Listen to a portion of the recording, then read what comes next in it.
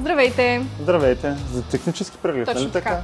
По принцип съм малко притисната от времето, би трябвало колата ми да е наред. Разбирам. Сега ще проверим внимателно дали всичко наистина е така.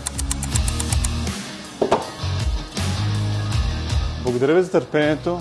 Има няколко неща, на които е хубаво да обърнете внимание. Какво по-точно? Първо, спирачките не работят равномерно. Второ, имате изгорял стоп и мигач. Трето, имате скъсан тампон. Навярно сте чули как тропа. Четвърто, имате теч на масло. Мале, това въобще не го очаквах.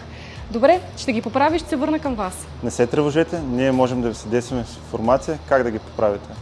За да не попадате в подобни ситуации, ви препоръчваме да преглеждате състоянието на автомобила преди прегледа.